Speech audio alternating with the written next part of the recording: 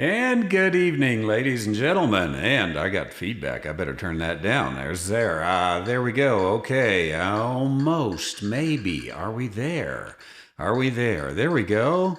Welcome. Good to see you tonight. This is the Theological Insomniac, where I work my own sound, so sometimes things go really, really weird. But we are excited that you are here. And guess what, ladies and gentlemen? We're going to start our program by going straight to Israel, where we have our good friend Boaz Shaggy sitting in his garden in Galilee, right, Boaz? Right, right, Welcome right. to the And, and, program. and Now here it is. I don't know, 10 o'clock at night where I am, and we got some people where it's midnight. And what time is it there? I was gonna say it's not good night, it's good morning. It's 7 o'clock in the morning here. Ah, yes. Good morning. So you just got up after what, a night of prayer and devotion and reading the text, right? Yes. Yes, yes, okay. So, first of all, some of our people have been to your home in Galilee, but not all of them. So, tell us a little bit about the area you live. I live in a great area. As you know, I'm originally from Jerusalem, but always had so much love to Galilee. Galilee is just beautiful. It's lush, it's green, a lot of fresh water, and also Galilee really has not changed much since the time of Abraham. So every day I wake up, I look around, I can really imagine and picture, all the biblical stories that took place here, and it's just gorgeous being here. And since this is our late night program and we're very casual here, I can ask you, who is the most famous resident from Galilee in all of world history? I guess that will be Jesus. Amen. I just wanted to hear you say that, Yeah, and I'm yeah. glad. And by the way, friends who are watching, I was Boaz hoping I shout. was hoping you're gonna ask who's the number two. That would be I'm me. pretty sure I would know the answer. Yeah. Josephus, right? Yeah, yeah. Yeah, exactly. Yes. So now you're a tour guide, and of course, COVID-19. Tell us what's happening in Israel and the tourism industry and all of that right now. Tourism really doesn't exist in Israel right now. That started about 3 months ago with the quarantine, I think you say, right? Quarantine, yes. Um, yes, okay. So the deal is that if you're coming to Israel now, you have to be in isolation for 2 weeks, and then you're free if obviously you're healthy, you don't have the COVID-19.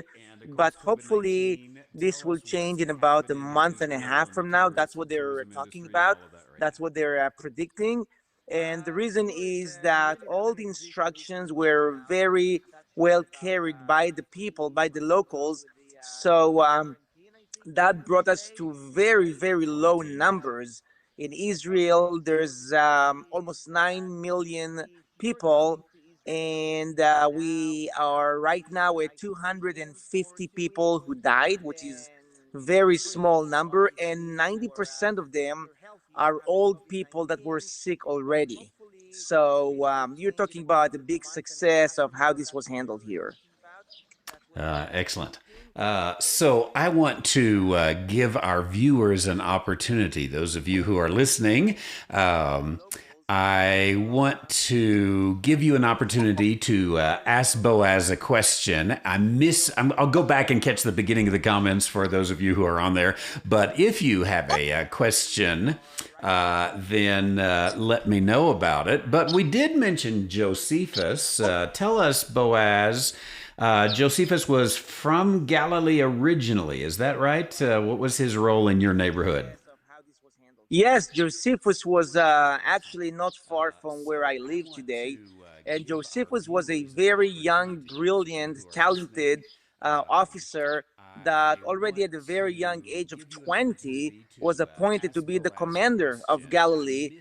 And so he fortified Galilee, preparing for the war against Rome.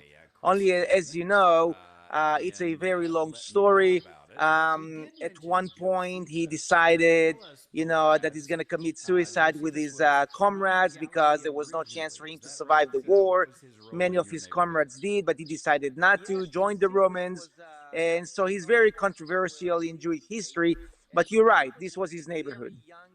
Yeah, very interesting. Now, how old was, or what time did he live in compared to Jesus? Josephus, we are talking um, about 30 years after Jesus. That's when we start hearing about him. So I would say he was born a few years only after the crucifixion. Ah, very interesting. Very interesting. Yeah. Now, we have a trip scheduled for December the 1st through the 11th, I believe it is. And there's some people listening here who ought to go. And do you think it's going to be safe to travel to Israel in December? You think things will be open up in December? What's your opinion on that?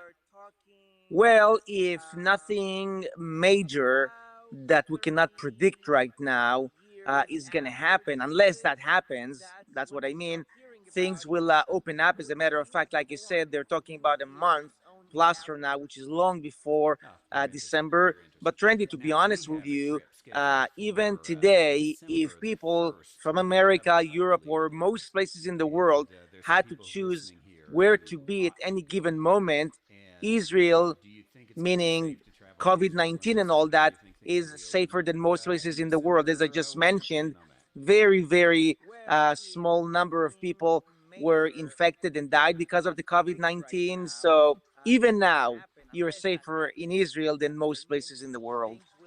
And I would say not only even now, but that's true probably most times of the year, is it not?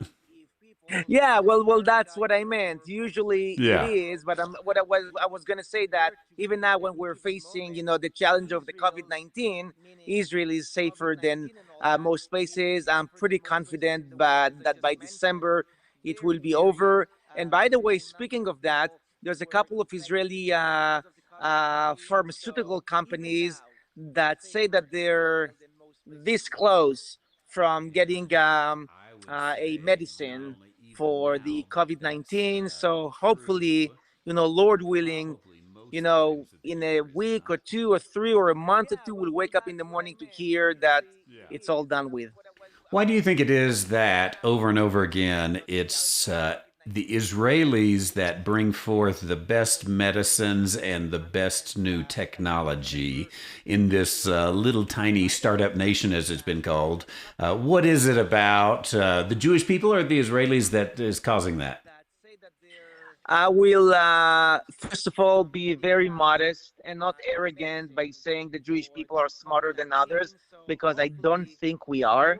We are born the same, but there's something in the Jewish genes, in the Jewish culture that goes way, way back, that education is the most important thing. Jews always wanted to be educated. Jews always wanted to be successful, not necessarily in terms of money, but in terms of saving the world, bringing news to the world, helping people. And how can you help people in a better way than being a doctor, than bringing you inventions and medicinal solutions to the world? So that's part of the answer. Also, it starts from zero. At kindergarten, education starts in a good way. Schooling system is very good. Universities are free, so that encourages more people to go to universities and become educated.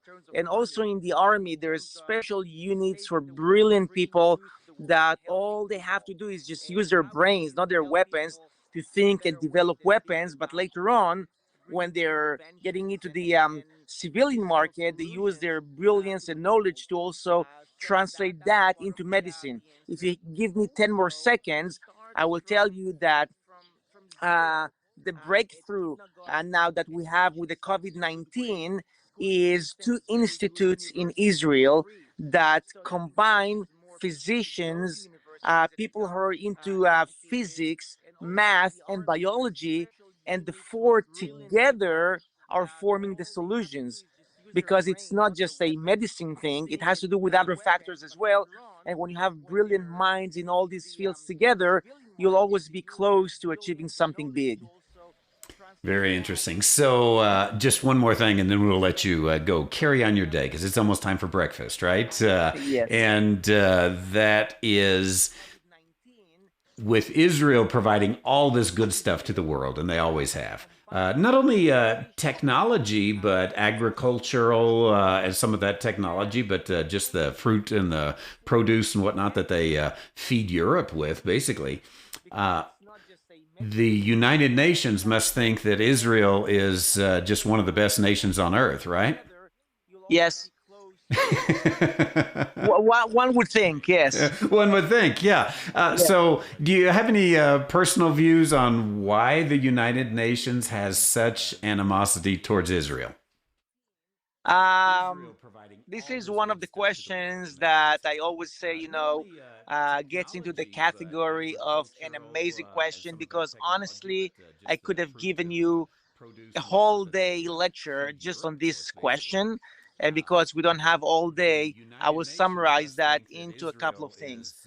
First of all, jealousy. For some reason, there's so many people in the world that instead of admiring a good thing, they're being jealous of that. And I can tell you that us Israelis, or maybe even Jewish people, wherever they are, not only we're not jealous of others, when other people come with something brilliant, we admire that and we want to be like them. Okay, we're not going against them because they're good, but unfortunately, that's not always the case. And the UN is also connected with a lot of politics. And when you have one small nation of 8 million or 9 million people, but at the same time, you have 1.5 billion Arabs and Muslims, and you want to satisfy them just because of politics, then that's what you end up doing. But again, this is only putting a very, very long story into a minute of explanation. Well, we appreciate your minute of explanation, and we appreciate you being here. Let me check, see if you've got some questions. There's one. Isaiah 53, the suffering servant. What does a Jewish person think about Messiah as suffering servant, or who's the suffering servant of Isaiah 53? Okay, I guess I'm gonna be here all day today. I'm not And gonna after have this my one, we'll let you go, I breakfast stuff. promise. No, no, no, that's okay. I'm just kidding. What I'm trying to say is that another great question, and Jewish people view this in a very similar way to the way it's being viewed by Christians. And I keep saying all the time to people who think that there's a big difference between Jews and Christians in terms of theology, and I say no, no, no. The one difference is that you know the identity of that Messiah mentioned in Isaiah 53. A Jew will tell you, I totally agree with everything that is there, and no question that that is related to the suffering Messiah. Only we're waiting to see who that Messiah is when he comes. So the only difference is not about what's written there or about the fact that there is Messiah. It's just about Jews say we're waiting to see who that is. They're not saying Jesus is not him. We're waiting to see who that is. And obviously, if Jesus is coming, then he is the Messiah. And you say, I don't need to wait. I already know who is coming. I don't need to wait. I already know who's That's what I that he's said. got. Yes, and excellent. And just let me say here, and then we'll let you go. I think, and I've learned this from being your friend and talking the Bible for hours and hours and hours with you, that those of us who interpret the Bible literally always have the same interpretation as the Jewish people who interpret the Bible literally. Now, there are Christians who will allegorize and spiritualize it all, and there are Jews who will allegorize and spiritualize it all, and who knows what they're going to make up. But men like you who take the text seriously, and men like me who take the text seriously, it says what it says, and so we always come up with the same thing. Wouldn't you agree with that? I agree with every word you say. If you follow every word that's written in the Bible the way it is, and that it's properly translated into English, you'll find in the end of the road that you and I are only maybe half an inch apart and not miles and miles as most people think. And that half an inch is made up with the Apostle Paul, but we'll talk about that another day. You're a great friend, Boaz. So nice to have you on board. Anything you want to say before we let you carry on your day? Yes, I want everyone who's listening to me now to know how much me and my family love you and your family, and how much we appreciate you and your relationship with us for so many years. And we're so looking forward to seeing you again in December. So bring a nice group of people with you, and we'll have an amazing biblical experience here in Israel for 10 days.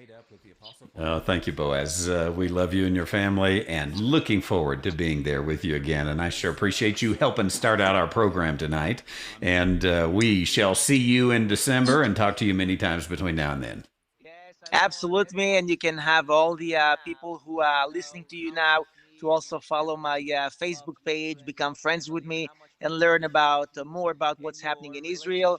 And with your permission now, I'll go have my morning coffee. How about that? You go have some morning coffee, and we will follow you on Facebook. Boaz Shaggy. Thank you. God bless you. God bless you, Randy. Bye bye. Thank you. Goodbye.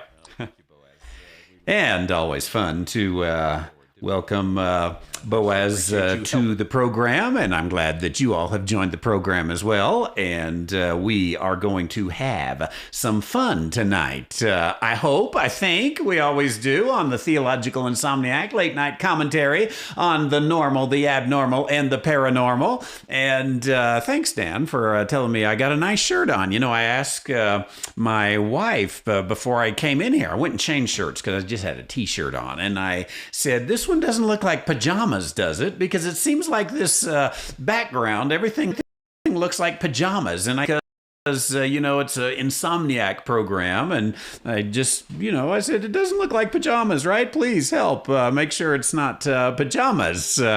So if you are new with us on the program, what we do on the Theological Insomniac is we just talk. That's what we do. We just talk and have a good time. And I was glad to have Boaz there. Wish we had more time with him and take his talk to him about the differences. He really is right that the Jewish people who are serious about the text take it exactly the same way we do. You can go, as long as you're teaching the Old Testament, you can teach the book of Daniel, you can teach Isaiah 53, you can teach all the Messianic Psalms, you can say these are about the Messiah. Now, the only difference is they'll say, we're not sure if it's the Messiah. The one thing they're waiting on is Messiah to reign. And I think that if Christians had consistently rightly divided the word of truth, instead of robbing everything from the Jews, it would have been a completely different picture. But anyway, what we do on Theological Insomniac is we just talk. We talk about what you want to talk about. I read the comments. I follow along. I take your questions. I look at some things on the internet. We just have a good time. That's what we're all about, having a good time tonight. If you fall asleep, then enjoy it. Sometimes I have to admit, I often fall asleep better when I've got some noise going on in the background. And about the only time I watch the news anymore is when I want to fall asleep. And sometimes I'll turn the television on and fall asleep. So if you happen to fall asleep while I'm talking, well, just send me a small donation later for the good night's sleep. And we'll appreciate that. Now we should have asked Bev in Wisconsin. I should have asked, I just saw your question there, and should have asked Boaz. The question Bev's got is, do you know anything about If Not Now, the NGO, If Not Now? Let's look that up real quickly here. The If Not Now movement. Now, what she asks is it anti Semitic? Let's take a look right here. We will be the generation. We're building a movement of Jews, occupation, and transform the American Jewish community. Yes, it's anti Semitic.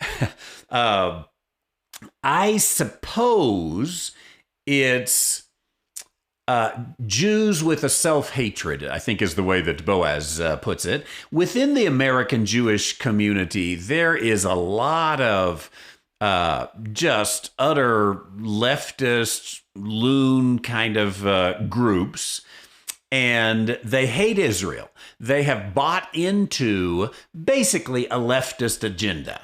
Really not a Jewish agenda. They don't go to synagogue. They don't. They might observe Passover kind of with their friends and get drunk.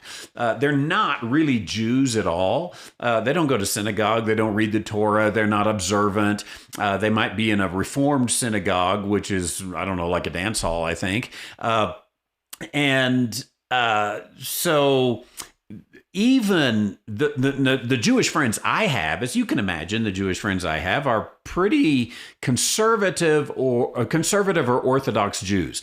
And that's in the American Jewish community, and the same in the Israeli Jewish community. I had a conversation with a friend that is out of the IDF now, and he's working on a book, and we were talking about some of that today.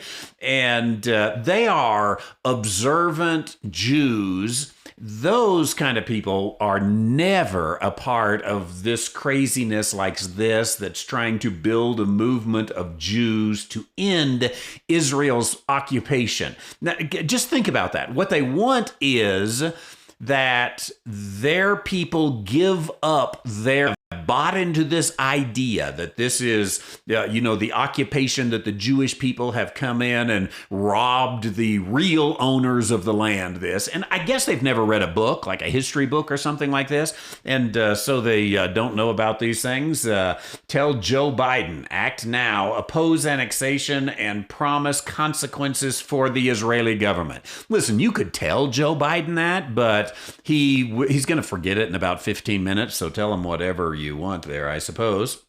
Will you help us change the status quo in our politics and our community? Interesting, the status quo. The status quo among the American Jewish community is actually fairly liberal, so I'm not sure exactly what ending the status quo is. One thing here I want to point out, you notice that as they are asking for donations here, they have got $10,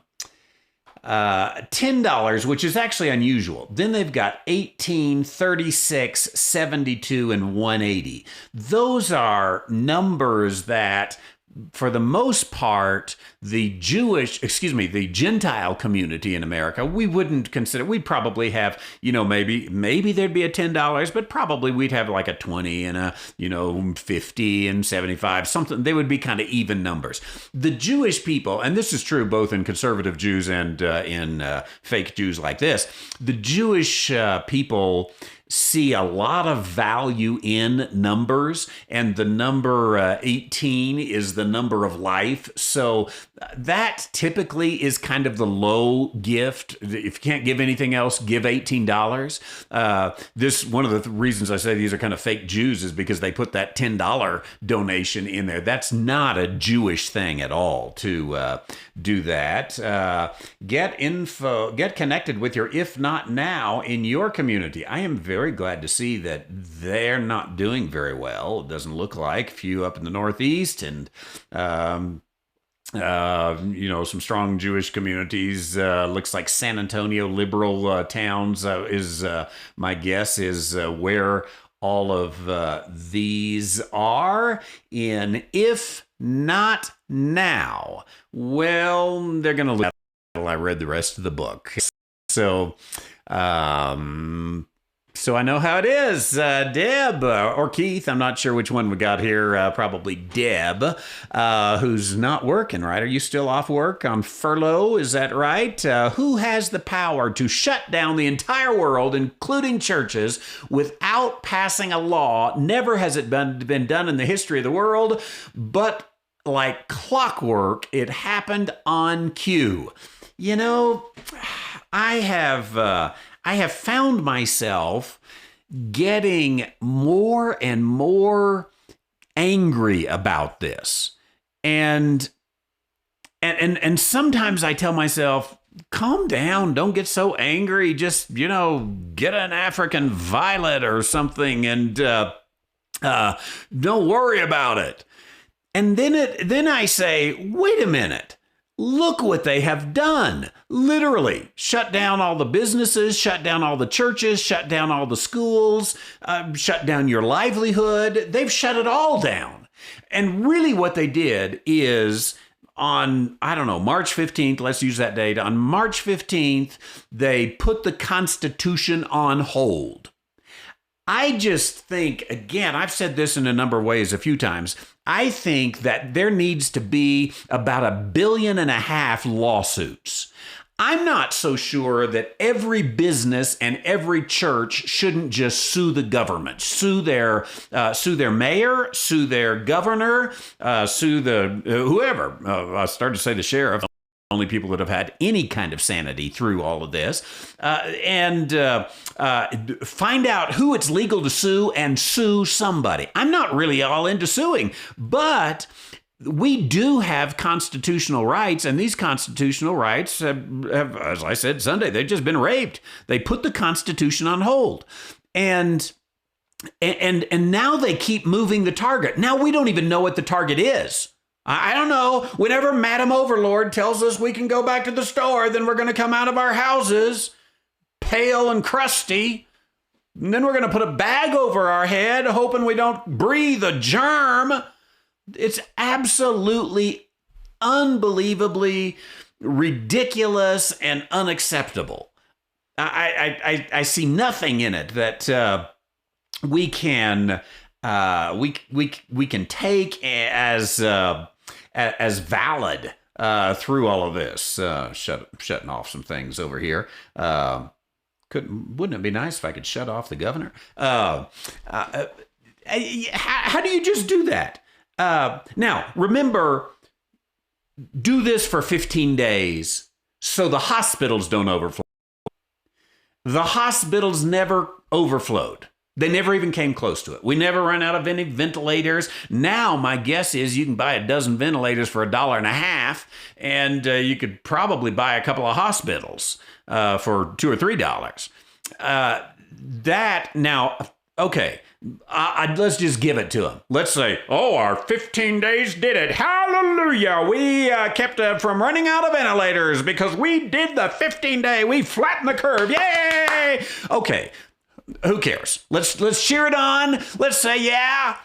But that was a long time ago, that 15 days. Then another 30 days. Now it is, someday I'll tell you when you can go back outside. Don't you dare have a garden. And it is utterly ridiculous. I really do think that if lawsuits don't work, then honestly, protests, ignoring orders, and getting arrested. Let's flood the jails. Who cares? I always wanted to spend a few days in jail, right? Let's flood the jails. There's no criminals there. They let them all out. So you and I we could have like a retreat there and make it. It's just utterly ridiculous. Some of you saw the story about church in Truth or Consequences, New Mexico. Do you know Truth or Consequences, New Mexico used to be Hot Springs, New Mexico? And the show in the 1950s, Truth or Consequences, had a little contest or a challenger or something, said some town in the United States, name your town after our show. And they did. And since then, it's been called Truth or Consequences, New Mexico. We always call it TRC. Church down in TRC. they were deputized by the sheriff. I don't really honestly know what that means, but I think the sheriff said, y'all can go to church. And the governor sent in the state police that next Sunday and wrote them tickets or arrested the pastor, as a matter of fact. And the good thing that I have seen is I've seen a number of people say, what time service this Sunday? Because people are fed up with it. They say, let's drive down to Truth or Consequences and let's go to that church. Let's go to some church. Yeah, Deb, I don't know who has the power to shut down the entire world, including churches, without passing a law. There is no law that goes by all of this. I think we've just about got to do something here. Now, maybe some of you are more sympathetic. I might have a friend or two that's more sympathetic to all that's going on here.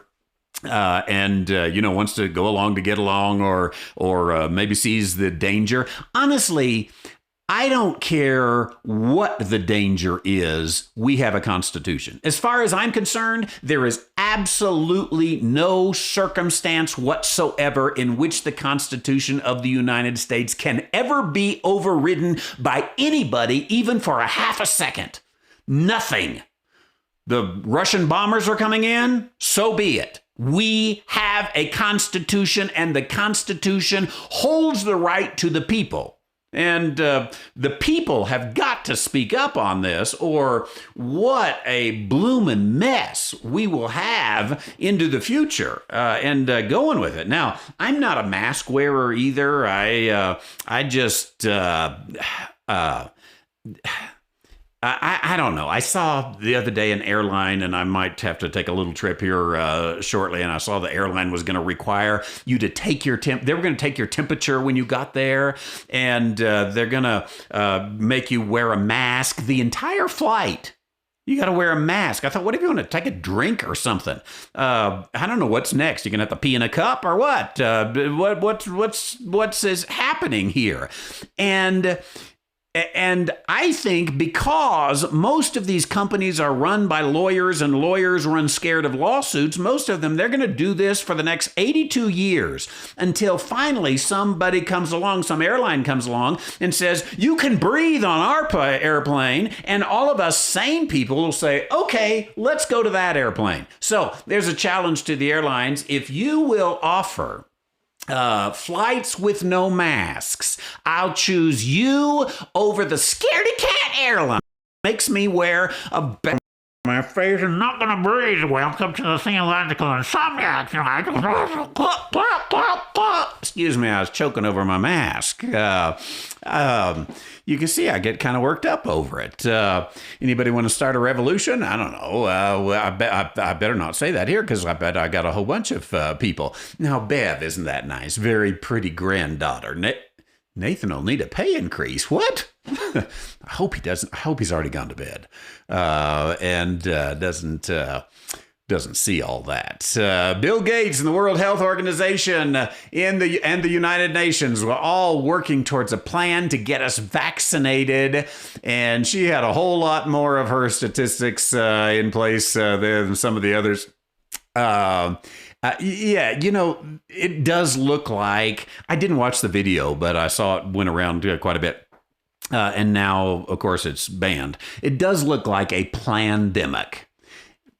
The whole Hegelian dialect kind of thing of know where you want to go and then either use a crisis to present the pathway there, or create a crisis to present the pathway there. Not all good, isn't it? It's your first time. Welcome to the Theological Insomniac from Bolingbrook. It's a little later for you all, isn't it? Nicholas, are you in... you're in Central Time, I think, right? Chicago area. So... you got people like Linda over there. She's up an hour later than you.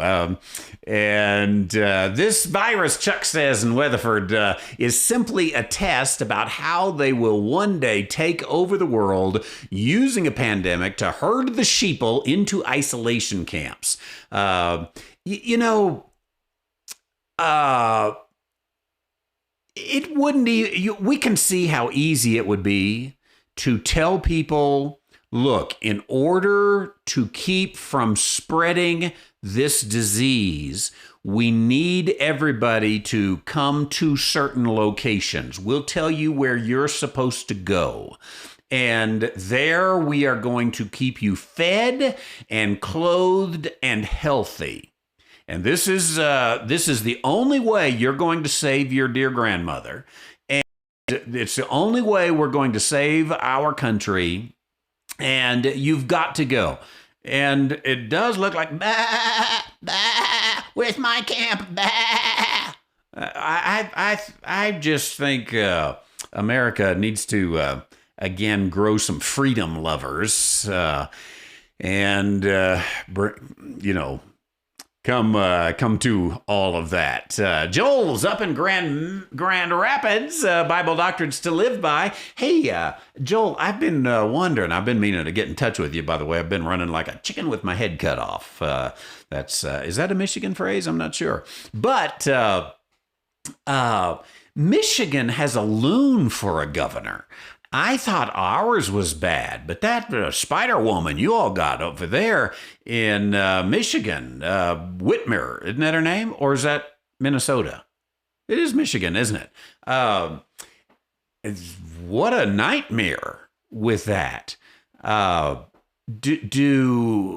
Could she ever get reelected in Michigan? What's the sense? I know you're from Grand Rapids, and Grand Rapids is kind of the conservative town. It seems like every state has their liberal town and their conservative town. I think, correct me if I'm wrong, I think Grand Rapids is kind of the conservative town of Michigan. It's the evangelical town of Michigan, for better or for worse. And the Republican town of for Michigan, Gerald Ford's home, I believe. Wasn't he from Grand Rapids, if I'm not mistaken? So what's the sense in Grand Rapids, broader in Michigan? Can you tell? Of course, you went a few weeks ago to the one of the very earliest rallies that was there in Lansing, and you made the drive, so I know how you feel about it, and that's why we are glad you're here.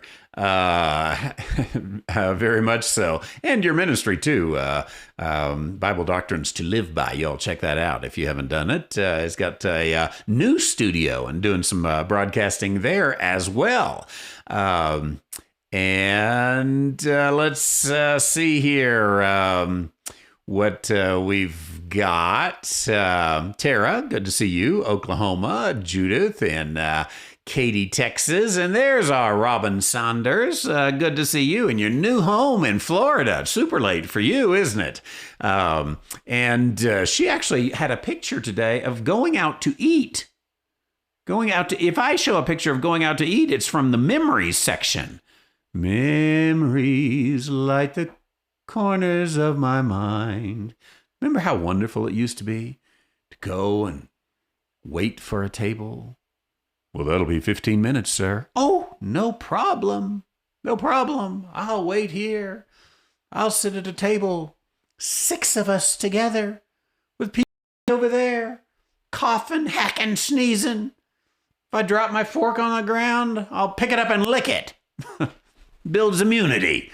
Robin got to go to a restaurant today. How nice. And we should have asked if he sold the coin. He hasn't told me. I think he probably would have told me. This is a coin that Boaz had. It's really a beautiful coin because it's a rare coin, just after the 2nd century coin, I believe. But it's got the 3 magi on it. It's the only coin that ever had the 3 magi on it, and or it's got 3 magi on it. And from a kind of a Christian era, and commemorated that. And then it's got a bunch of gold and diamonds around it too, so it makes it a rather expensive coin. You know, I'm not really a coin collector, but I would say that if you know what you're doing, and you get ancient coins, there is some some degree in which they can, it can be a decent place to hold value. I wouldn't do it unless you're an expert. And the old coins I have, typically someone gave me, and I like them. They're a little nice piece of history through that. Dan says, is Boaz a right divider? Well, kind of, but no. He is a Jew who is not a believer publicly. And yet I would say he understands and can teach the Bible, including many parts of the New Testament, especially the Gospels, better than most evangelical preachers. And the reason he can do, let's say, the Gospels better than most evangelical preachers is because evangelical preachers are not right dividers. And Gospels really belong to the Torah. Jesus was Torah observant. He was living under the law, born under the law. And so he understands the Gospels very well. And he understands when Jesus speaks of the kingdom, what he's talking about, and the parables of the kingdom, and the things that Jesus was telling people to do. He can teach that so accurately. You would think he was a good dispensational right dividing preacher. Now, I mentioned, on the broadcast that Paul was the difference. And I think that's where, there's not as much reason for him in his career even to learn Paul or to teach Paul, because people mostly go to Israel to learn about the patriarchs and the judges and the kings and the era of the monarchy and the divided monarchy and the exile and the return and the days of Jesus, up through the crucifixion and the resurrection. That's about as far as it goes. Very little Pauline kind of teaching that gets done on a trip to the Holy Land. So he's not as much of an expert on all of that, except he has a friend that gives it there. This was earlier. Does anyone hear Randy's voice chatting in the background? Have we taken care of the sound? The problem is I'm always behind on the comments, and I don't see. Sorry about that little problem that there.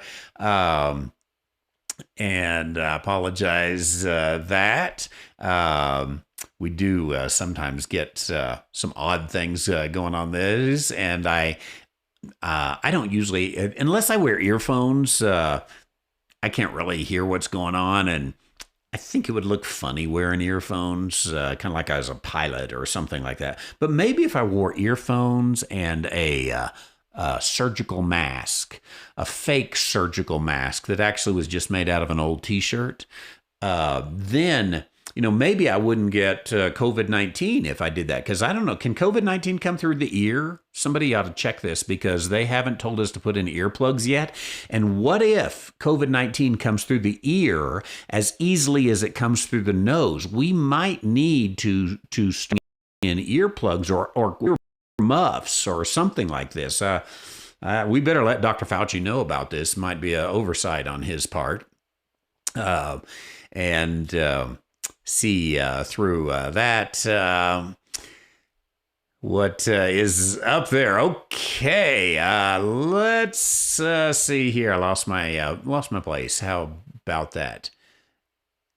Apple cider vinegar. I'm going to come back to that because I jumped. Every now and then my screen catches up. And I jumped. So Scott, hopefully I didn't miss you, miss anybody. Scott says, do you think the Department of Justice is stalling, as in assisting the deep state, or are they wanting to strike when the iron's hot? I think I'm not sure. I think somebody needs to go to, We might have talked about the last time I was on, or somewhere recently. I've said somebody needs to go to jail over this. What's happened to Flynn and all that kind of stuff. Are they assisting the deep state by stalling, or are they waiting to strike when the iron's hot? I kind of think Republicans tend to wait too long because Republicans say, well, we have a rule of law, and actually there's this technicality over here, and unless we get that covered, then we can't do this. And so Republicans dot every I and cross every T, and the Democrats say, if there ain't there, pay somebody to put it and take care of it. Republicans are crooked. That's what they're. No, Democrats are crooked. I got the wrong crooked. Maybe Republicans are crooked. Maybe they're all crooked. But I wouldn't. I kind of don't think. Let's take Attorney General Barr. I don't see him as wanting to assist the deep state, but I do see him as making the common Republican mistake of every jot and tittle has to be exactly just right. And because of that, they never act. They never do anything. And the Democrats, again, are, just because somebody had a dream once that some Republican did something wrong, they're going to have a hearing on it. They're going to put it in the news every 32 seconds. And so there's these two ends that go on. So assisting it does assist the deep state. When you delay, it does assist the deep state. Waiting to strike when the iron's hot, it seems hot to me. I don't know what more they could need. Again, I think that you even take a murder case, and on a murder case, maybe even this one in Georgia, the guy whose initials are AA, I can't remember his name. A very unfortunate situation, obviously, but people say, well, why did it take so long for a murder charge to come forth?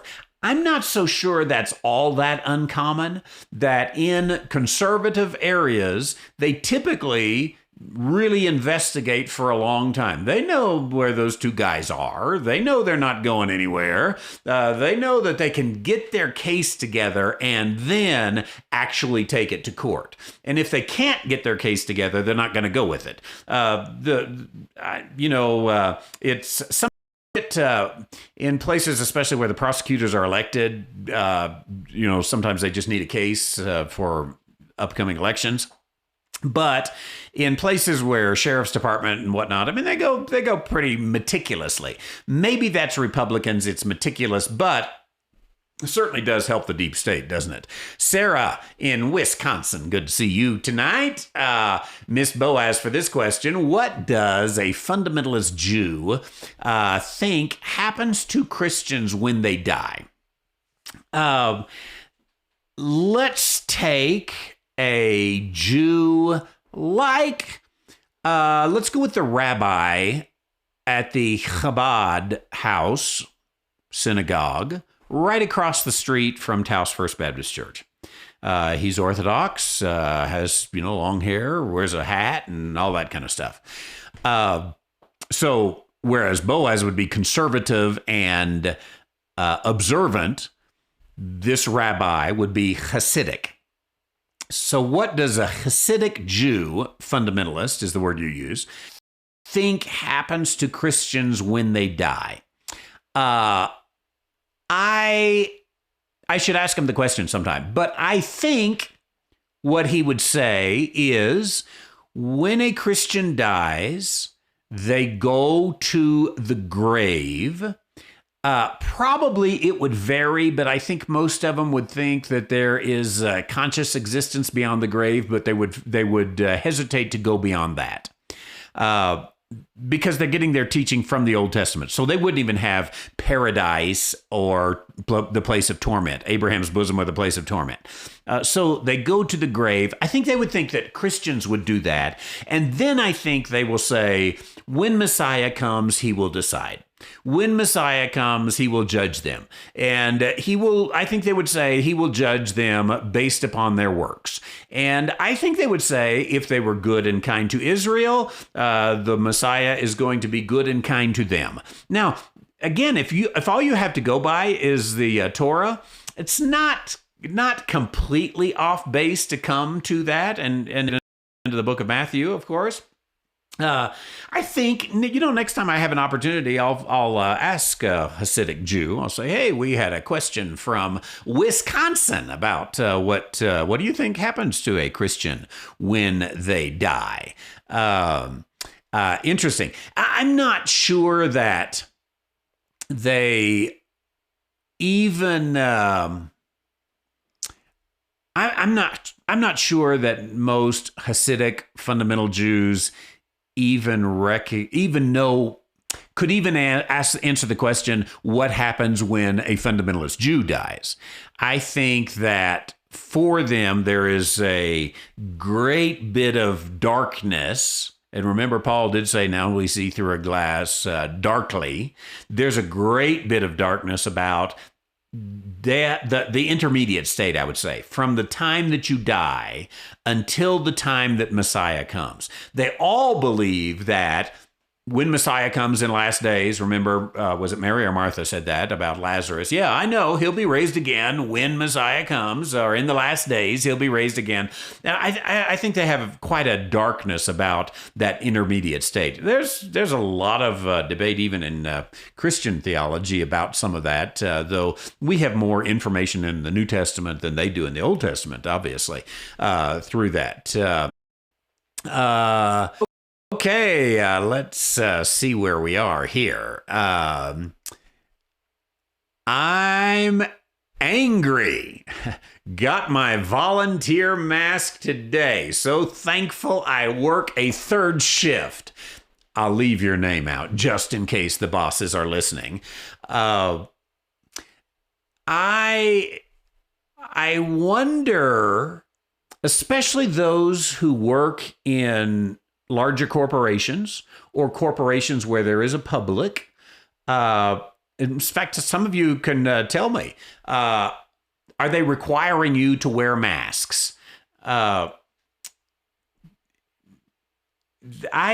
think a lot of these companies are doing it just because they don't want to get.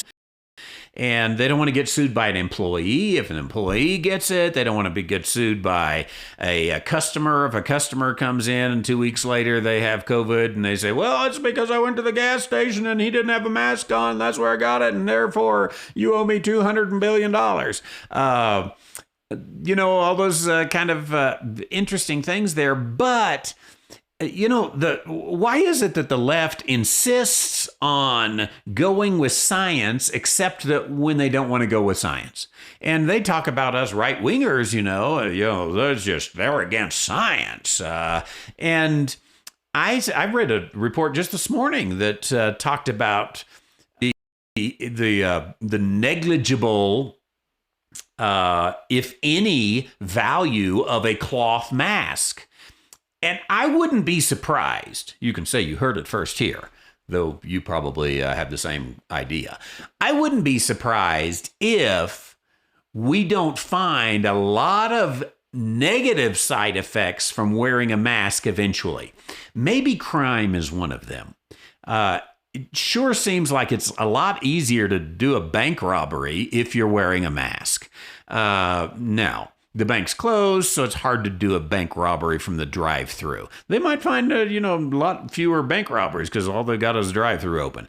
But if you're at the grocery store, if you're at the post office, if you're at whatever, a lot easier if you and everybody else got your head covered up. So maybe that's one of the side effects. But I'm not so much talking about that. I'm talking about health side effects. So you're breathing the same. You're breathing in the everything out, or you put particles on there and then you breathe those particles back in. And again, to do that over and over and over again, is there a side effect to that? Is there a negative side effect to that? Again, I mentioned this the other day, I think on Ask the Theologian.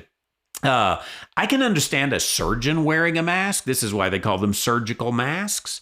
And that is because he's leaning over somebody who's got his chest all wide open, and you never know if you're going to, drop your slobber down in there. That's not a good thing, right? So, okay, I can understand if you're doing that. Again, it's really to keep that, but in a normal environment, has there ever been a time in history when people were not when people were wearing masks outside of this environment? Now, I suppose that you could study this because after the SARS epidemic, a lot of people from parts of Asia started wearing masks. It became fairly common. You would see Asians with masks on. So, I guess they're used to it. And I guess that if there was some sort of side effect, maybe we would know about it by now. I don't know. But it sure would be so difficult if I was working in a place where I had to wear one of those. Yeah, I think I'd ask to work the night shift, just so that maybe I could get by without it. I don't know if it's just a bad attitude. I mean, somebody can tell me here. Do I just have a bad attitude? What is it there? If I got a blinking cable there. But, let's see. Tara says flattening the curve was never to eliminate the virus. It was to not overwhelm the hospital. The curve is still the curve. The same people were still going to get it, just over a longer period of time. Amen. Yeah, flatten the curve, remember? And the curve is the same curve. That's right. So if 100,000 people were going to get it, 100,000 people or 2 million people were going to get it, 2 million people were going to get it. We just wanted them to get it over a longer time, and so that it wouldn't overwhelm the system. And such a shame what we have put up with through that. Judith, yeah, I'm kind of jealous. Our areas in Texas are pretty open. Texas has opened, and I haven't watched the numbers in recent days. I suppose, does any part of the country have enough days behind them to know Texas and Georgia opening up? Are cases increasing? I don't know. Our Madam Overlord is supposed to announce on Friday whether we are going to open up or not. There's been a little uptick in cases. It's not huge, but a little uptick in cases in New Mexico in the last few days, mostly due to testing. I kind of wonder with that, then, is she going to say, nah, we got to go till September 15th because somebody still got it? I'm Madam Wuhan Grisham, the guy hiding out in the mountains of Taos, New Mexico, in the Kit Carson National Forest, who's going to do what he's going to do. I'm going to go where I want to go and do what I want to do. And if a local business doesn't want my business because I am not wearing a mask, okay, I'll find another business and I'll go do that business and carry that out. I mean, there's other ways of doing business. I'm gonna do it. So if you want to come get me, I guess come get me. I'll have a Bible study in the prison, and I am going to get 3 feet from the other prisoners if I'm in there. 3 feet with no mask. Then you can put me in solitary confinement, and I can finally finish writing the book that I was working on. In the Dan, nurses being laid off all across the country. Hospitals really hurting financially. These are side effects. You can't do something without side effects, and there's these opportunity costs and everything else. And somewhere along the way, our society has to stop and say, "Hey, is it worth it?" Somebody in Indiana, please call the authorities here, went to church and shook hands and hugged. I'm almost certain that this was unconstitutional. Um, Tara says, I take my vitamin C, D, A, zinc, and iodine. And Linda says, I am drinking my apple cider vinegar. That will kill anything. I tried to drink some apple cider vinegar. I don't remember what it was good for, but they told me it was good for something. And I tried to do it, and I thought I was going to die. I don't know how much you're supposed to water it down or whatever, but whatever I not right. And I just decided drinking apple cider vinegar, that is not right. They tried to give that to Jesus when he was dying, and he wouldn't even take it. But God bless you for drinking it. I'm not a big vitamin taker. I typically keep a little zinc. What's the Zicam? Is that the brand? I like that when I start feeling a little bit like I might. I take that. I like the liquid spray kind. Tastes better, and it works better for me. I eat those little baby oranges. I go out in the sun a lot. I just love sunshine. And so if the weather is decent and there's any way I can get out, I will. I often, at the church, we have a little patio, and I'll go out there with my computer and I'll work. Here at the undisclosed location, I'll go outside and enjoy. I was outside all afternoon today, enjoying working, try to take a walk. I think fresh air, sunshine, that lot of stuff, doesn't it? And you get a lot of vitamins from that. Now, I'm not anti-vitamin, by the way. I just every now and then I turn a new leaf and I say, oh, I should take these. But then I try to swallow them, and they're so big that I can't. But if somebody would figure out how to put them in vanilla wafers, then I would take them, because I can eat a bag of vanilla wafers. I always get the cheap kind because I eat them so much that I can't afford the Nilla wafers, but the vanilla wafers that are cheap, for 99 cents for this big bag, ooh, those are good. And that may be why I haven't got COVID-19. Try it. I make no guarantees, but try it. Might work. Tonic water. Is tonic water like the green one in the bottle? Is that tonic water? It's just fizzy water, right? I'm not sure. I am in New Mexico. I don't know what you do with tonic water. So I have had whatever the green one is. I don't remember what that is, but I was feeling sophisticated one day, and actually I was trying not to drink so many Diet Cokes, but I like something a little fizzy, and so I decided to try some of that. Somebody said, it's pretty good if you put lemon or lime in it, and so I did that. I felt so sophisticated. I didn't like the way it tasted, but I felt sophisticated. But I guess my need to feel sophisticated was not all that big, because I ended up not drinking tonic water for very long. But the zinc, I do think there's something to the zinc. Again, I take mine in the form of Zicam. I've tried the off-brand, but I don't know. It doesn't seem to work as well for me. And normally I'm like off-brand, save a few bucks, go for it. But for some reason that one, I say, okay, the Zicam, it works for me. This program brought to you by Zicam. As we here tonight are on the Theological Insomniac, news of the normal, the abnormal, and the paranormal. Now, back to our program.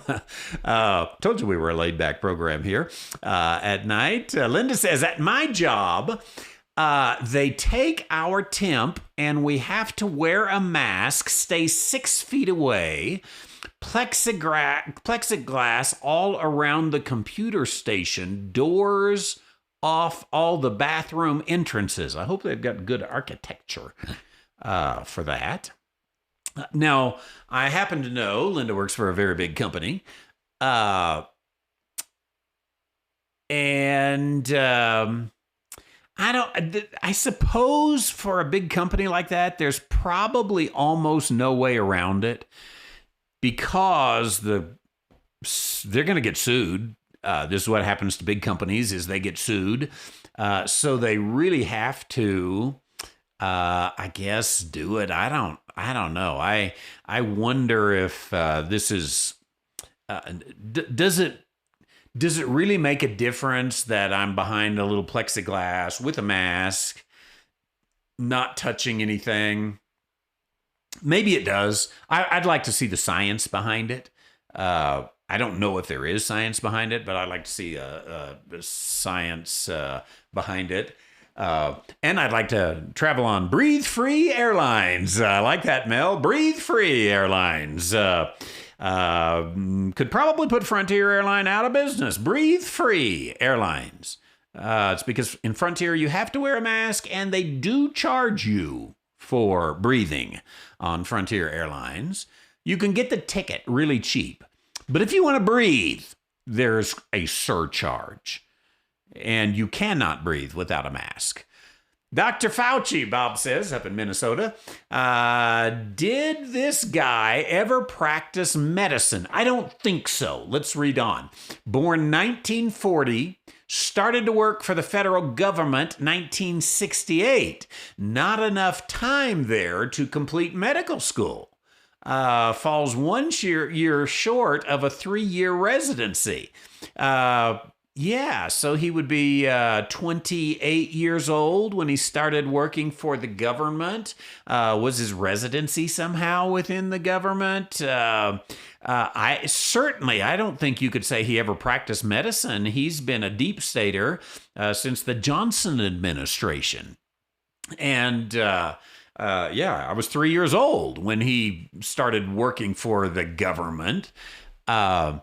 This is one of these things I wrote about this a number of weeks ago on dispensational publishing blog site, that I almost think there needs to be this term limit in government jobs. Even the secretary. There's so many of those jobs, and it can subvert the Constitution and subvert the will of the people. We've seen it happen. Let's just make it, they're 12-year jobs. In that case, you'd probably have to pay more because people will say, well, in 12 years from now, I'm going to be unemployed. Okay, let's pay more. They can stagger, every year, 1/12 of government employees, 1/12 of all the positions they're up. And you can get you a 12-year cush job and bring something good into it, bring something good on the table, then go back to work, or close out your career, and say, well, I'm 55, retired, 67. I think I'll go get me a government job now. There's 12 of them open up. I think that would be a very good thing. I think that there's a lot of doctors out there who actually know medicine and have practiced medicine and could replace Dr. Fauci very, very well. I don't see how he could be a doctor. I mean, that's not to say he's not a smart man. I guess he's a smart man, but he's an agenda-driven man, no doubt about it. And furthermore, and this, I'll fault President Trump at this. Why in the world do you let the doctors run the show? Let the doctors give advice and tell us, if you go on doing this, half of us are going to die. We're going to have to, shut down the hospital, or the hospital's going to overflow, and you're going to stand out there and not be able to breathe and die on the sidewalk. Let them tell us that. But I think the doctors and the health departments have had way too much control here, and the health departments, the government health departments, have been wrong and agenda driven so many times. That's two things you know about the government health departments: is they've been wrong and agenda driven more times than anything else. So why are we going to look to them and put them in charge? Scary deal. In that scary deal indeed. Let's see. Yeah, you're right about zinc and quinine. Is that how you say it? Hydrochloroquine. A preventative, not a cure. I think. Again, I probably for 8 or 10 years I've been using Zicam, and if I get right on it and use it pretty heavily, it'll get rid of the cold every time. I mean, you can kind of feel when you got the rhinovirus. And when you got the rhinovirus, you're going to kill it, right? Work on killing it. Well, take some Zicam. It works for me. I don't know if it works for everybody. My son uses it. My wife doesn't. So I don't know. And Tara's right. God made an amazing creation. We really do have these bodies that will take good care of themselves. If we just give them some halfway decent treatment, they will treat us right. And I think, probably it would have been better advice back in March to say, hey, people, there's a virus out there, and we think you ought to wash your hands a lot and drink a lot of orange juice and get out and do a lot of exercise and maybe do some sit-ups and pull-ups and strengthen yourself a little bit and get yourself some sunshine and try not to spit on each other and, be careful and don't lick your hand before you shake someone else's and you'll do well. It would have been much better. How many people died, even say in nursing homes, they died because they were just shut off from the world in order to protect them? What a ridiculous idea. What a ridiculous idea. Let's see, Stephen, I think you're wrong on that. Wasn't Romney the governor of Michigan? Actually, he was the governor of Massachusetts. Kind of fitting, isn't it? If I'm a Republican going to be elected in Massachusetts, well, it's because you're a Democrat. That's why you're elected. Because you're liberal. That's how you got elected in Massachusetts. We should have figured that out a long time ago. Sometimes the American public is not all that bright on things like this. And we wake up later and smell the coffee and say, what in the world were we thinking? Putting Romney up and McCain. I'm not a McCain fan either. And putting them up for the party nominee. Of course, probably a step up from Sleepy Joe. I'm sure one of these days, won't the Democrats wake up and say, maybe they're saying it now, what in the world have we done? My goodness, couldn't we come up with something better than this? We had 4 years to dream up a candidate. They don't have a platform other than take people's stuff and kill babies. You would think in all this time they could come up with something better. Nancy and Chuck and all those, surely they could come up with something in this time, and yet they haven't. I like to show newspapers, and it was 100 years ago today. A lot of times I'll go to 100 years ago today. Usually I look up the dispensationalism today. I just looked up 100 years ago. And here it is. Socialists reject Soviet dictatorship idea. 103 to 33. Which socialists? That is the socialists in the United States.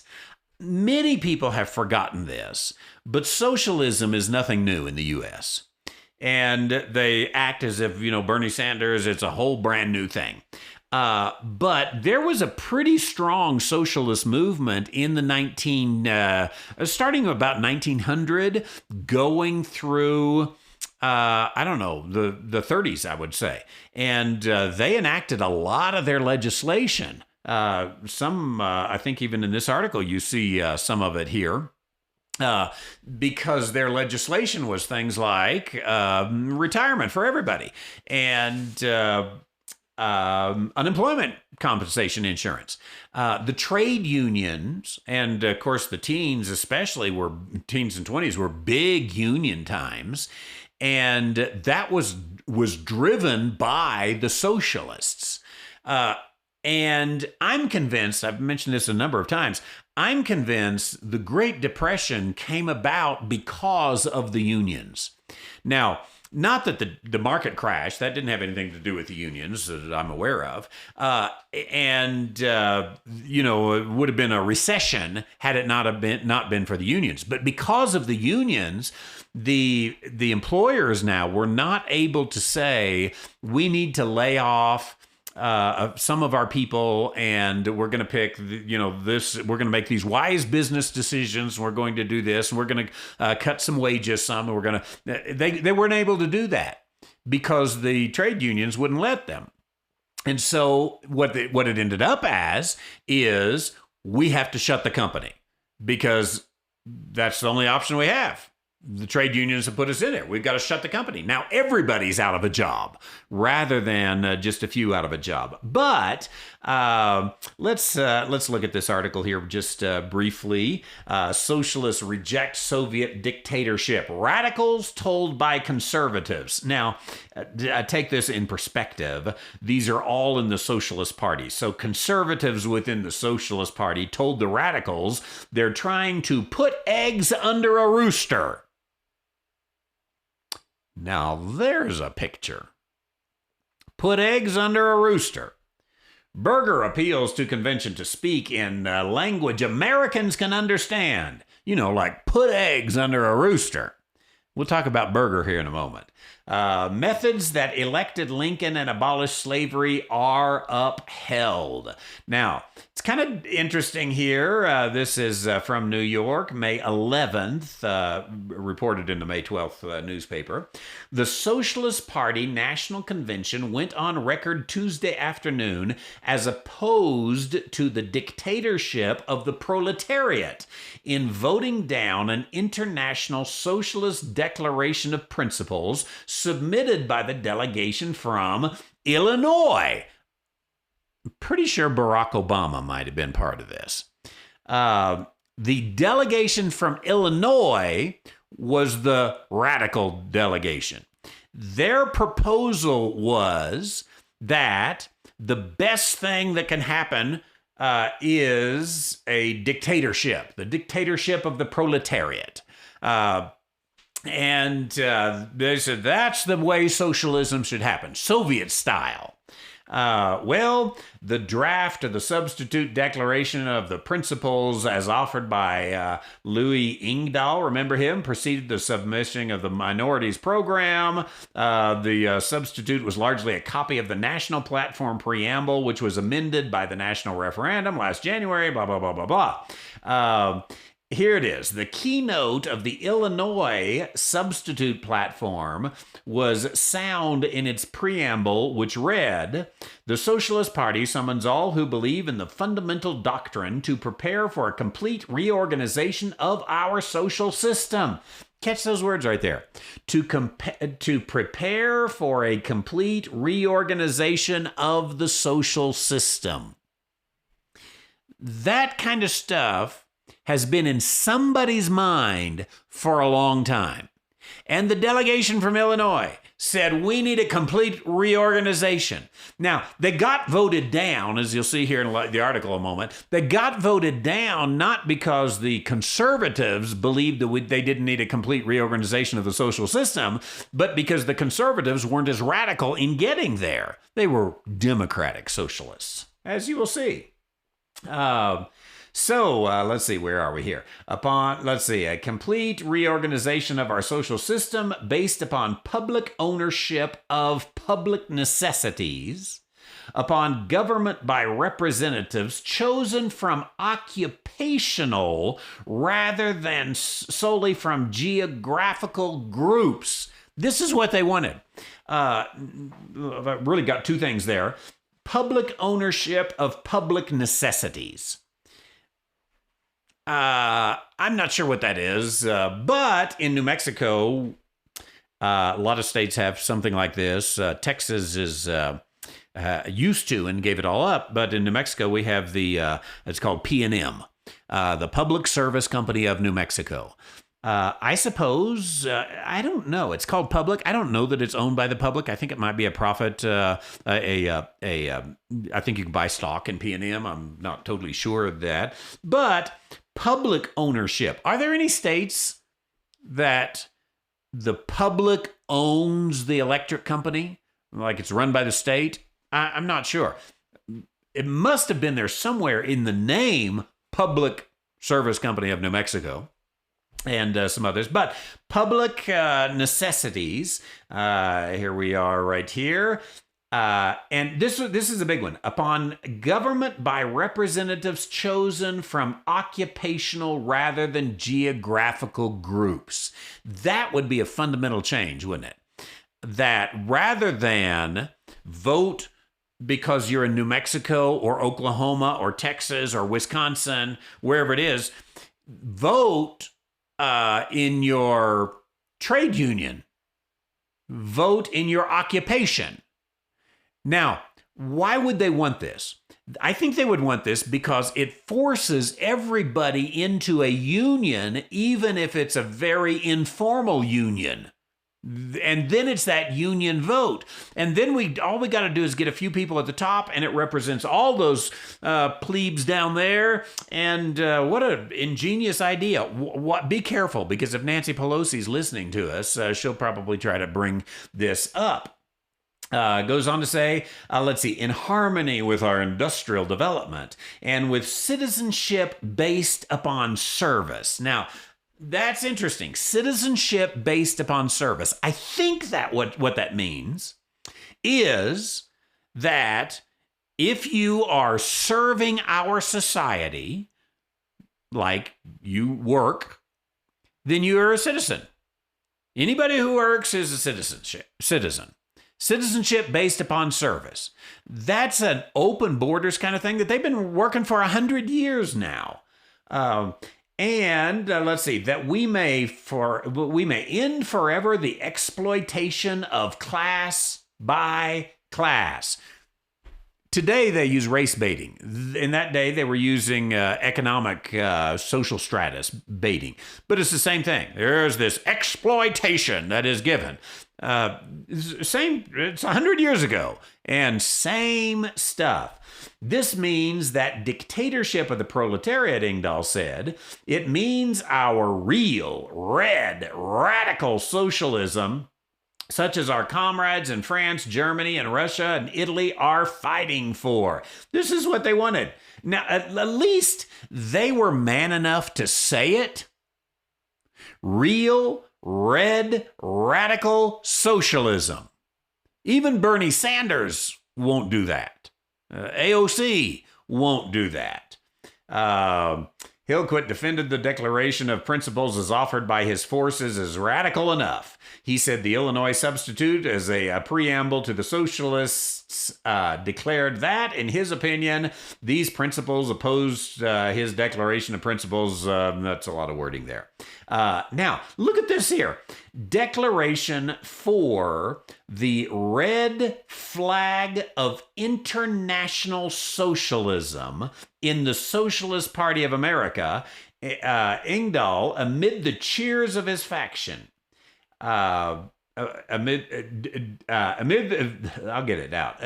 the cheers of his faction, decried the decorations of the convention hall, the American flag, and called for world socialization without equivocation. Did you see that? He wanted the red flag of socialism, not these red, white, and blue flags that are in here. Notice that at Democratic rallies and Democratic, what do they call them, debates? It's a stretch of the word there, isn't it? They don't put it the American flag. Why? Because they have the same ideas as the American Socialist Party 100 years ago. They want the red flag of socialism rather than the American flag. We want a world socialization without equivocation. That is, we want a global, we don't want national socialism. I don't either. That's called Nazis.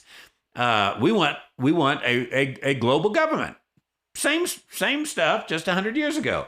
James O'Neill of Brooklyn summed up his opposition to the Illinois document. He demanded revolution by orderly, constitutional, democratic means. That is, he was more of a democratic socialist. Now, there's this guy. I didn't know about him. Victor L. Berger, unseated representative in Congress from Milwaukee, and under a 20-year sentence for violation of the Espionage Act, urged adoption of the Hillquist Declaration unchanged. Hillquist was the more conservative guy.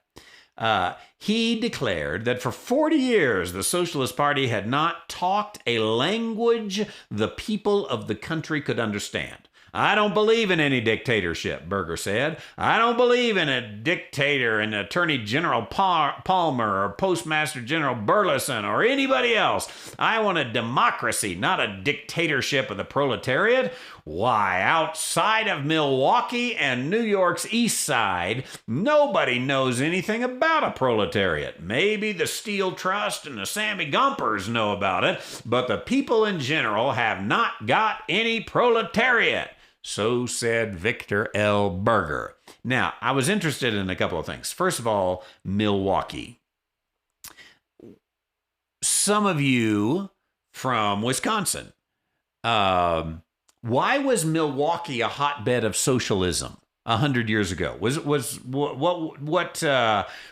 on? The only thing I know about Milwaukee is that they have the brewers there, and they do some brewing there, and Laverne and Shirley were there. Honestly, I don't know anything else about Milwaukee. But what I learned tonight, when I looked at that, I thought, who's this Victor L. Berger? And I looked him up. There's Mr. Berger, the Democratic Socialist. Do you know that he was a member of Congress from Milwaukee? And he knew socialism. He was the, let's see, as a Wikipedia page here, Austrian-American socialist politician and journalist, founding member of the Socialist Democratic Party of America, and first, somewhere in there, he was the first guy elected to the Congress as a socialist. Victor Berger from Wisconsin's 5th District. Interesting. 100 years ago, all of that taking place. So I guess there's nothing new under the sun, is there? Wow, who knows? Okay, let me catch up with your comments here and see where we are. Back up a little bit. I don't want to miss anybody here. Now that's interesting, Dan. You're right. Tammy, you got to wear a mask at work too, don't you? Tammy works at Walmart. Again, these big companies, I don't know what else they would do. They would just be, maybe they'd be shut down if they didn't. Rough for those of you who, of course, who have to work there. But Dan says the devil tried to give vinegar to Jesus because he had just told the apostles that he would not drink of the vine till the end of times. Of course, vinegar and wine are related. Vinegar is, I don't know, somehow made in the same manner. And that's very interesting, a great connection you make there, that Jesus, again, I will not drink of the vine until I drink it anew in the kingdom. And the devil says, oh, let's stick it in his mouth. Let's make those words wrong. The devil works so hard to make a liar of his enemies, and his ultimate enemy, of course, being Jesus Christ. Mel,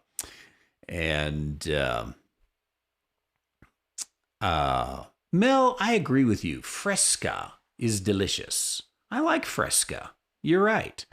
So like what? Is it grapefruit flavored? Is that what they call it? I don't know. It's Fresca. Especially, really cold on a...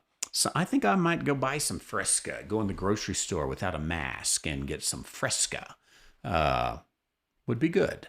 So Linda, you have carbonated flavored water. I'm going to try that someday. Is it like the seltzer water?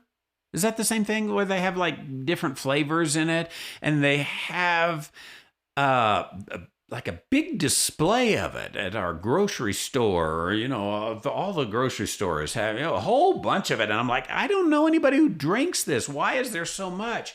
I've about decided, I'm going to show my ignorance here. I'm not an alcohol drinker. I've about decided you must put it in with some alcohol because it honestly doesn't taste that good. And I never go to anyone's house and they say, oh, would you like a grape flavored seltzer water?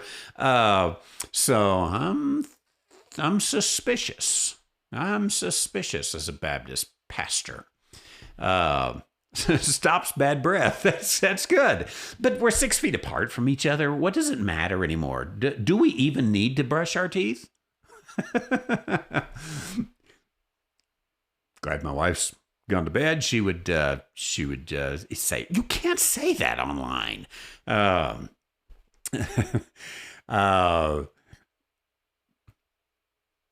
At the big company, they spray our stations before we get there, and then when we get there, we have to clean the stations ourselves.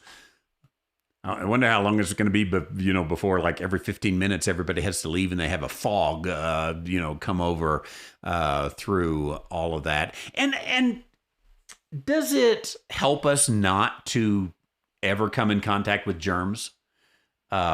Again, does that have a negative side effect to our immunity?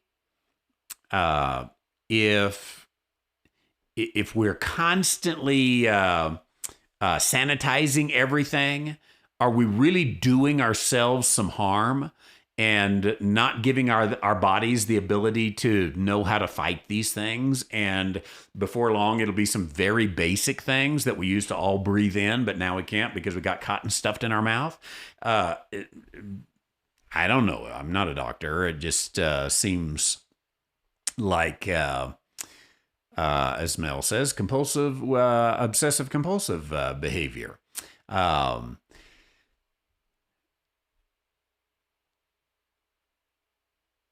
Let's see. If you have two doctors up at the podium, you should also have two economists and two financial guys up there as well, so you know the other side of the risks. I'm with Bob, excuse me. I like Tara's thinking. Yeah, why doesn't some other expert stand up there? And if you have two doctors, why do you have two that agree? We know there are doctors out there that disagree. So let's find somebody with credibility, not, just crackpot or whatever that doesn't, it seems to me like, but let's get somebody with credibility to give a different opinion. And then let's get an economist out there and a financier, a small business owner. Already in our town, I don't know, I could probably take you to a dozen places that were open March 15th that now it's emptied out. Nothing but a storefront, a glass there. You can see it's empty. It's got a for rent sign out there. And that'll take a long time to fill that. Our community probably hit extra hard by it because our community is built on tourism. The only hope we really have is that you in Texas and Oklahoma, that it'll be about 255 degrees for most of the summer, and it'll be so blooming hot that you'll just drive over west to Taos to get out of the heat. And that might save us if we have a cool summer and y'all have a hot summer. But outside of that, there's no events going on. All the kind of things that tourists tend to go for, and even many of the tourist attractions like the Taos Indian Pueblo closed, can't go in it. And right now can't even go camping. The forest is open, but all the campsites are closed. So it'll have economic impact really for at least several years, if not longer than that. It could fundamentally change a small town like ours. I think other towns that maybe are built a little more on commerce and industry, maybe they'll come back quicker. If they got some manufacturing or something like that, could come back more quickly. But that's not every town in America, as certainly we know. So get some small business owners up there. There's no more zinc inhalers. I never used the zinc inhaler. Somebody sued. Imagine that. I use the mist. That's the one I use. And I like it. I think I must have missed something because it says hairy masks are great. That sounds scary. Worse than apple cider vinegar. Yeah. Chuck says there was a report done by Lady MD in Dallas that explained the drawbacks of everyone using masks and washing their hands too much. She was an infectious disease doctor. She said the trail to follow with the virus experiment started way back with G.W. Bush, and he was working with Fauci and Gates and WHO and the UN, and save time, this was planned and an experiment. Interesting. I'll have to look that one up because I do think that the drawbacks of using masks and washing hands too much does to me sound like a pretty serious kind of thing there. I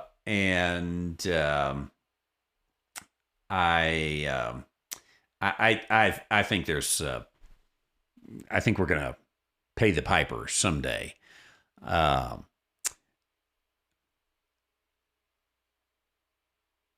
Every now and then, things just jump all over the screen. One of these days, I'm going to have the perfect system, like Rush Limbaugh. He must have a perfect system somehow. I think he probably has a staff. Snurdly. There's what it is. All my staff wants to go to bed. I don't understand what's up with these young crowds today. Can you imagine that? The economist Thomas Sowell said that the Great Depression was caused by government intervention by trying to stimulate the economy. Interesting. I think, obviously, he wrote a good book. I think I read the book on his view of the Great Depression, and I remember it being very good. And basically, government caused the Depression. There are going to be economic downturns, but how you respond to that brings about... all kinds of things. And excellent. Okay.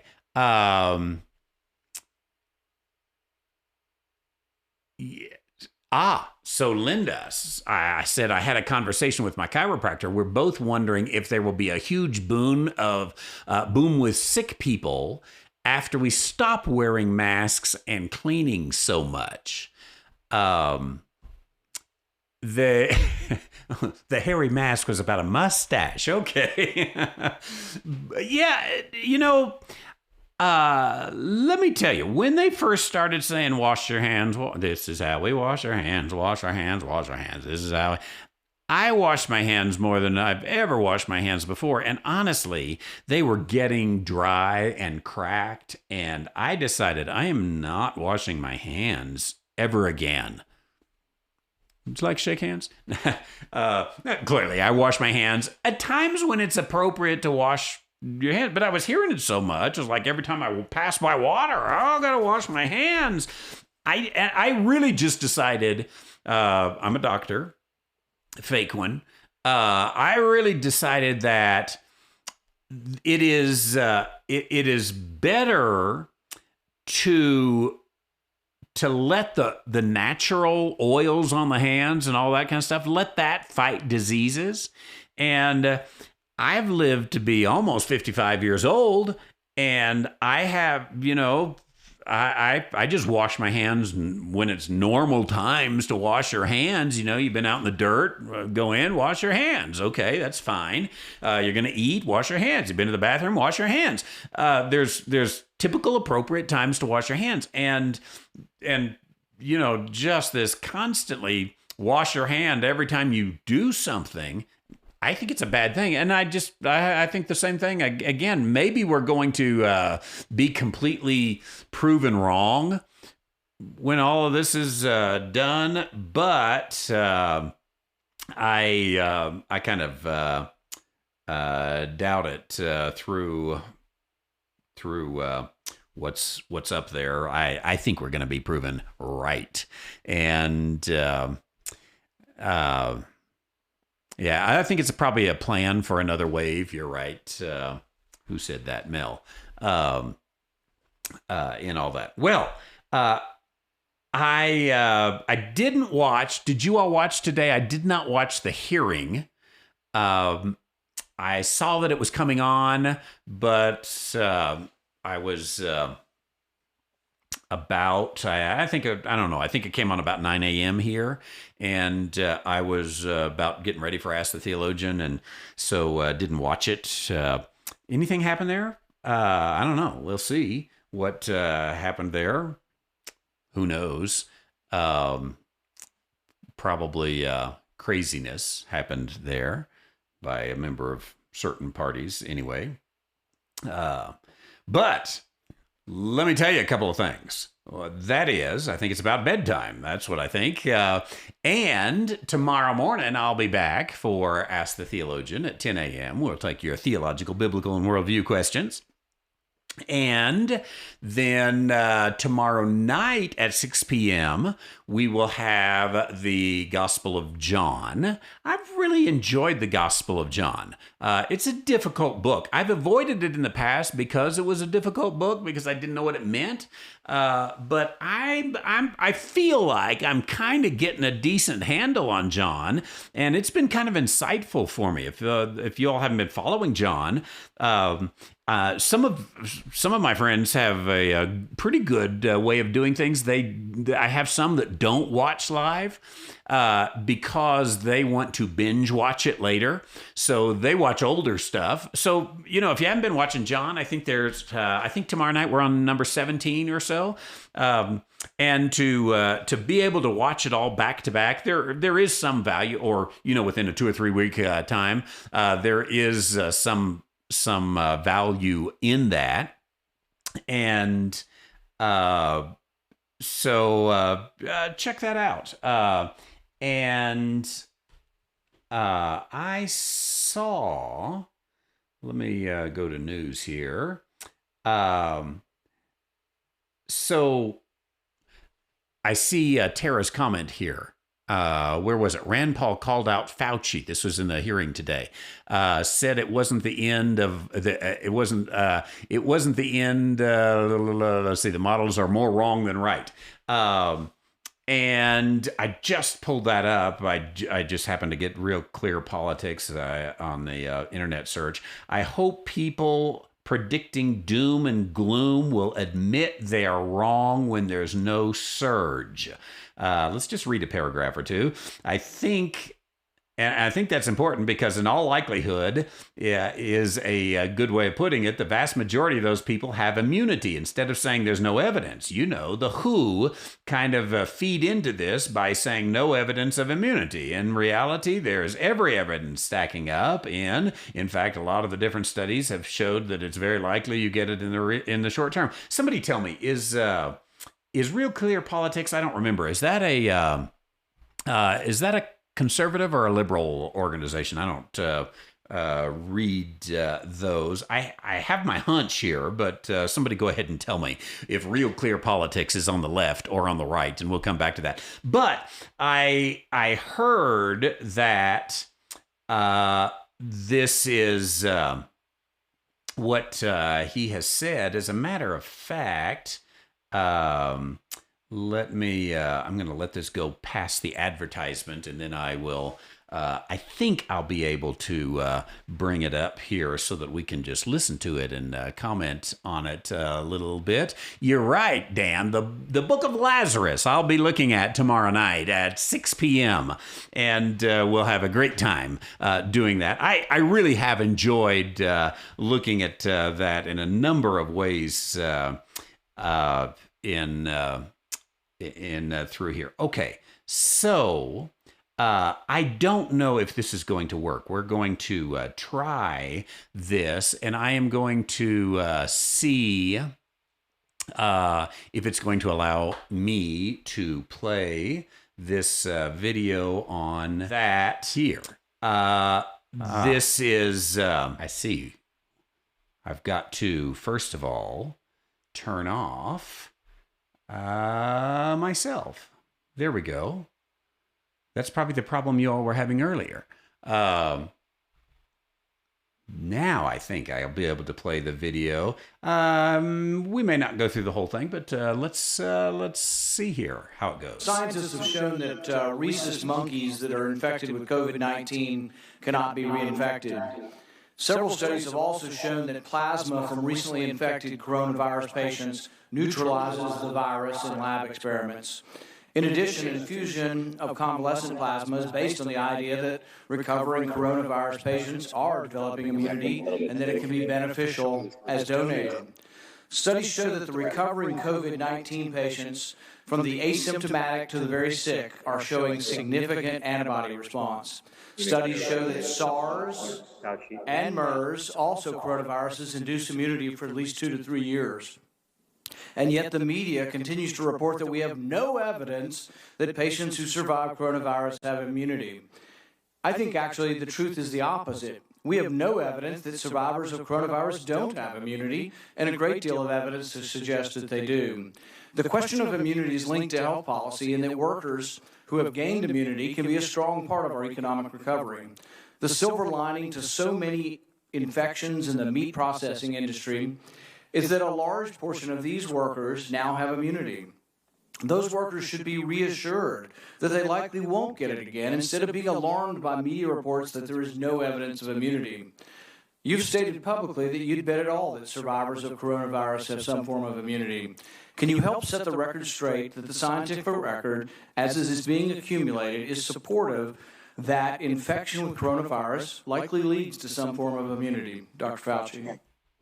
I like it. So if I was hearing him correct, he said, Dr. Fauci, there is some science here, is there not? There are some things that you have put forth that you honestly cannot keep up. You cannot support that there is another side to the science here.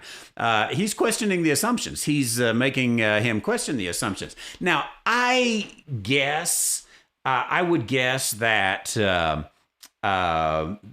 Fauci is going to give a non-answer. Because this is what preachers, politicians, and especially the deep state do. And so he's going to blah, blah, blah a little bit. But if Dr. Fauci and others, if they continually get the hard questions, I've learned this in my own life. If you're not satisfied with a question, a theological question, especially, that's what I'm expert at, ask me again. Ask me in another way. Ask me around, see how it goes through all that. And sometimes I learn from it. Even this whole hard head sometimes learns through that. That's very interesting. So I agree with, someone said, let's see, Jeffrey said, I don't always agree with Rand Paul, but love it when he said our state's dictator was drunk with power. And I'm like that with all of the Pauls, Rand and Ron. And of course, Ron Paul was a doctor. Was Rand Paul, he was some kind of a doctor, wasn't he, as well? So he has some degree of understanding what he's talking about. But sure is nice when a politician comes and in a hearing like this, is what you're supposed to do is, hold their feet to the fire. And Jeffrey's right. He understands science, being a medical man. I thought he was a doctor of some sort. I knew his dad was. Very, very good. Let's hear Dr. Fauci's answer for just a moment. And someone says, keep an eye out for, for the robot in the middle of the floor. I wasn't paying attention and I didn't see that. Let's check that out. Senator Paul, yes, you're correct that I have said that given what we know about the recovery from viruses such as coronaviruses in general, or even any infectious disease with very few exceptions, that when you have antibody present, it very likely indicates a degree of protection.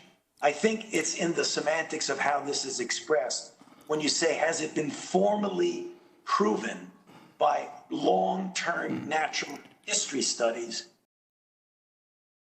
So this is when he gets into it's in the semantics. Has it been formally proven? Well, no, but I'm telling you this is what's going to happen. You're going to die if you don't put on a mask, hide in your basement somewhere.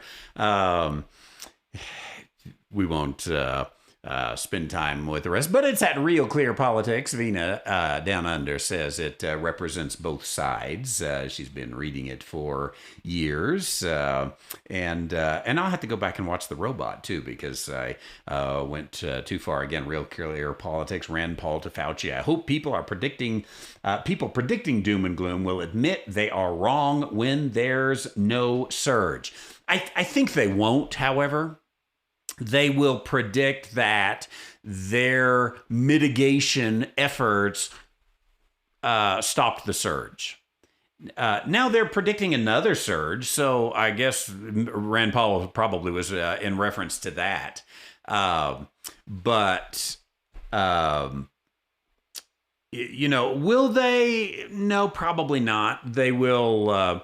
They'll say, well, more people died, and those people wouldn't have, and even one death of a 148-year-old cancer victim is too much. It's too much. I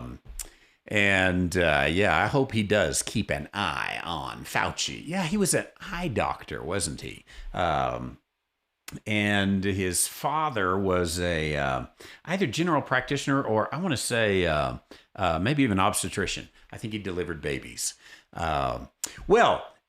Tomorrow, again, I started to say earlier when I was slowly signing off and didn't get there, but tomorrow we will have Ask the Theologian at 10 a.m. We will have the other John Bible study, the Gospel of John, at 6 p.m. It'll be all fun. And I think before the week's out, we'll probably have another Theological Insomniac. We'll have fun with all of that. Always fun to be with you on these late nights and to just visit a little bit. Thanks for subscribing to our YouTube channel. We appreciate that. And for telling your friends about us and all those kind of good things. It is a blessing.